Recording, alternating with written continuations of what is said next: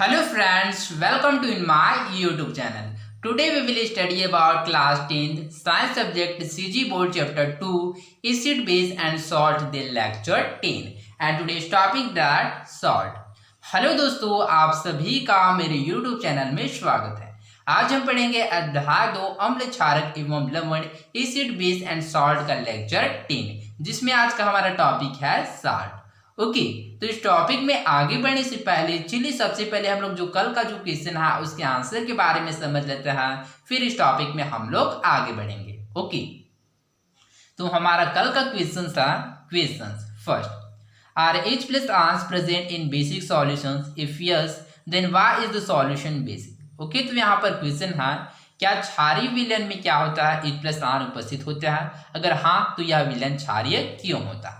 Okay तो चलिए इसके आंसर को समझते हैं। ओके तो विलयन में OH माइनस आयन की अर्थात जो हाइड्रोक्सिल आयन होता है इसकी संख्या क्या होता है H प्लस आयन की संख्या की तुलना में अधिक होता है, जिसकी वजह से जो विलयन होता है वह क्षारीय होता है। ओके तो चलिए इसको क्या इंग्लिश में समझते हैं कि इसका आंसर इंग्लिश में किस प्रकार से होगा।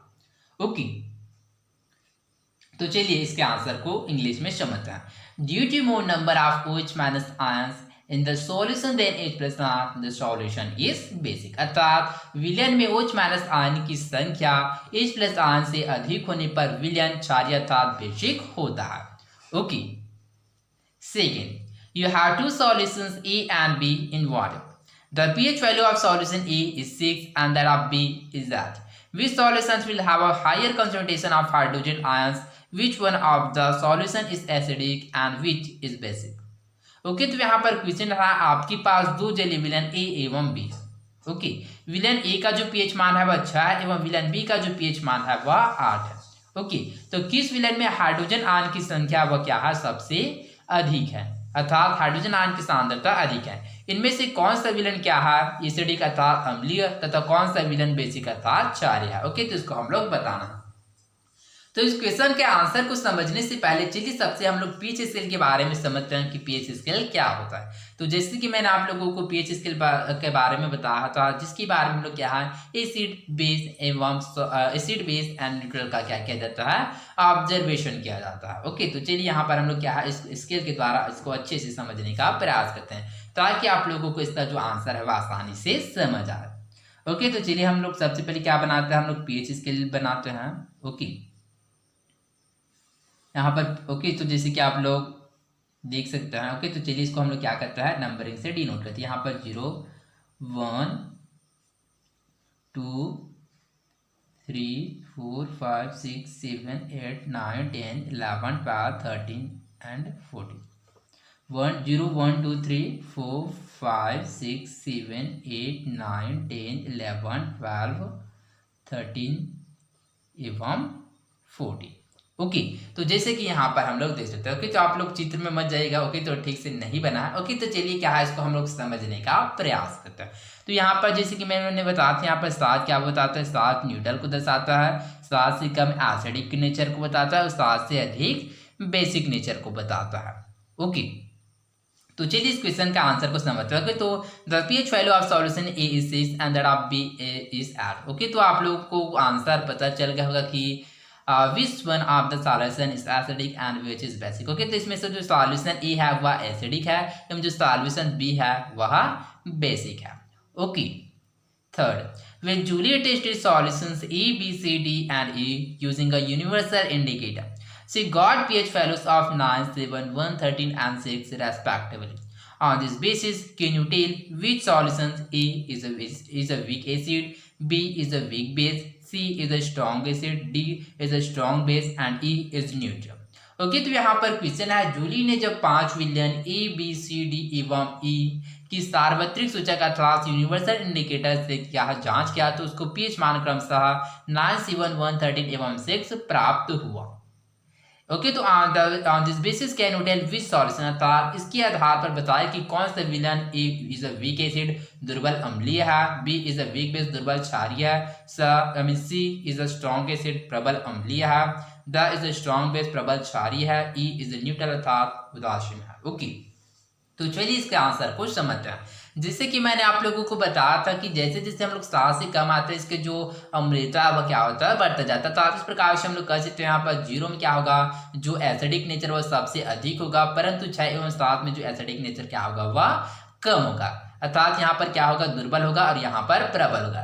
ठीक इसी प्रकार से हम लोग यहाँ पर क्षार अर्थात बेस के लिए बात करें तो बेस में क्या होता है, जैसे जैसे हम लोग 7 से आगे बढ़ते जाते हैं वैसे वैसे जो क्षारीयता है वह बढ़ते जाता था। इस प्रकार से यहाँ पर 14 में जो क्षारीयता वह सबसे अधिक होगा, परंतु 7-8 में जो क्षारीयता वह सबसे कम होगा। अर्थात यहाँ पर 14 में क्या होगा, यह स्ट्रॉन्ग बेस होगा, जबकि यहाँ पर 7 और 8 में क्या होगा, यह वीक बेस होगा। ओके, तो चलिए इसके आंसर को समझते हैं। ओके, तो यहाँ पर क्वेश्चन है A is the weak acid. Okay, तो इसमें से वीक एसिड अर्थात दुर्बल अम्लीय कौन सा है, तो दुर्बल अम्लीय 6 है। ओके, अर्थात solutions E. Okay, B is the weak base अर्थात इसमें से दुर्बल क्षारीय कौन है, तो दुर्बल क्षारीय है 9 अर्थात solution A. C is the strong acid अर्थात कौन प्रबल अम्लीय है, तो सॉल्यूशन सी जिसका पीएच वैल्यू 1 है। D is the strong base अर्थात कौन प्रबल क्षारीय है, तो इसमें से प्रबल क्षारीय है 13 solution D. And E is the neutral अर्थात कौन उदासीन है, तो वह है 7 सॉल्यूशन बी। ओके, तो आई होप आप लोगों को इसका answer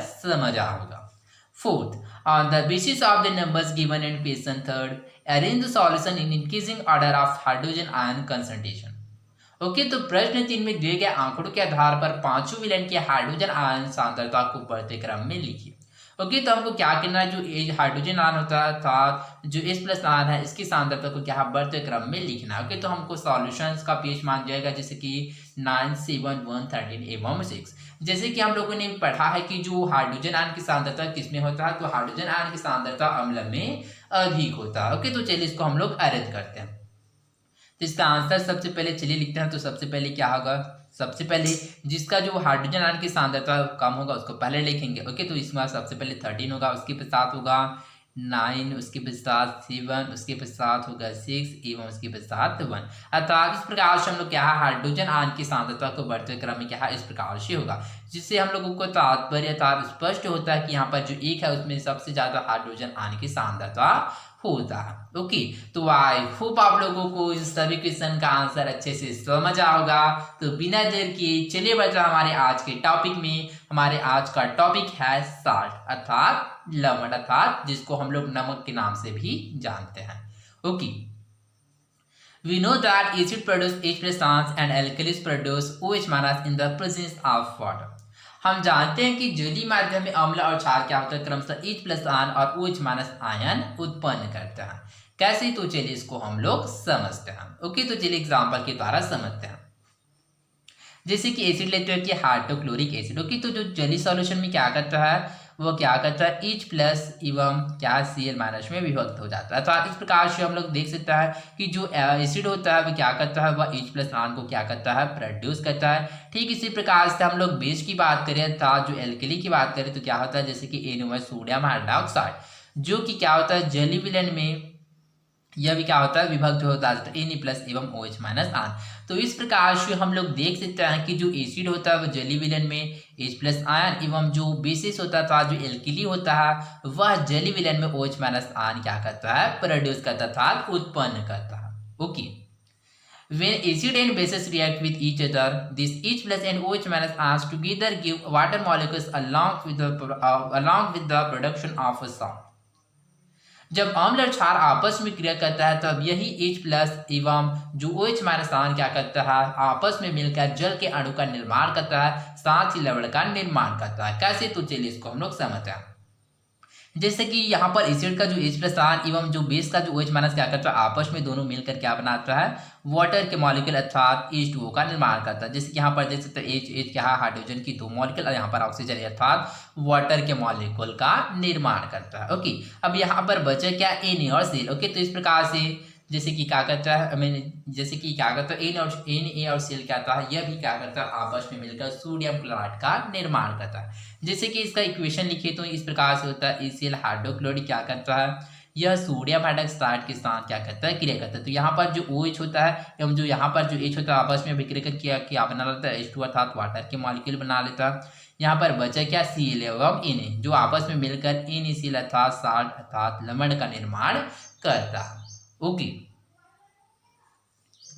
Salt are ionic compounds in which one part is positively charged and the second part is negatively charged.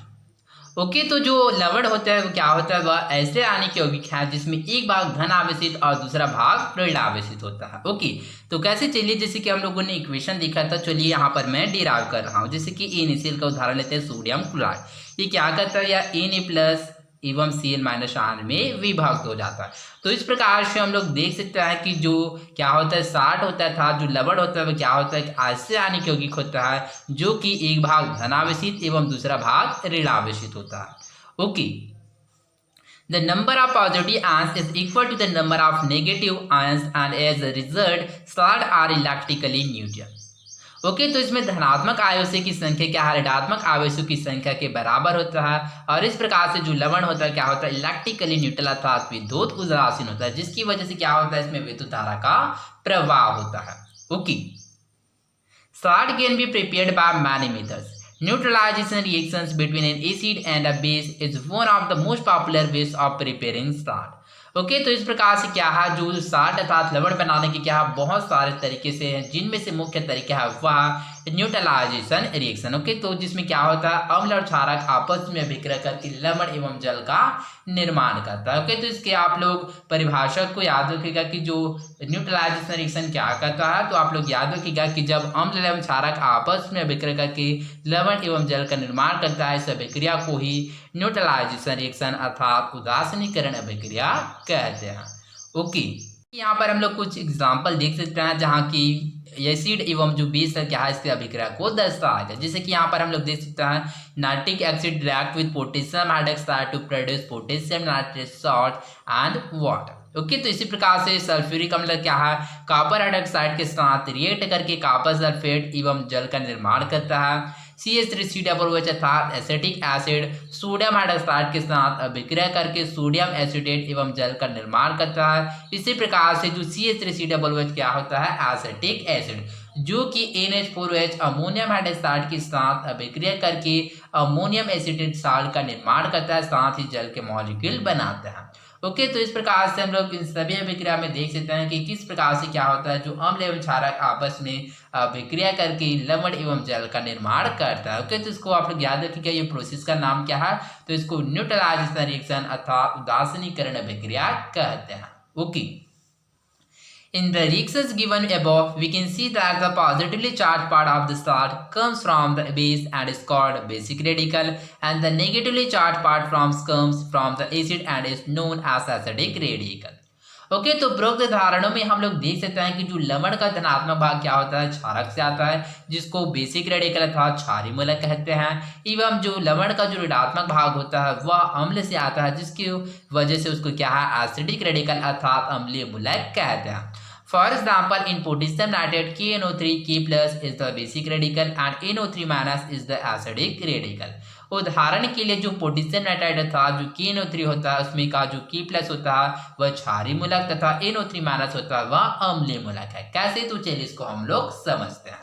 Okay तो जैसे कि यहाँ पर हम लोग देख सकते हैं कि KNO3 अर्थात पोटेशियम नाइट्रेट में किससे मिलकर बना होता है, तो वह नाइट्रिक एसिड एवं पोटेशियम हाइड्रोक्साइड जो बेस होता है इन दोनों के द्वारा मिलकर बनता है। ओके तो इस प्रकार से हम लोग देख सकते हैं।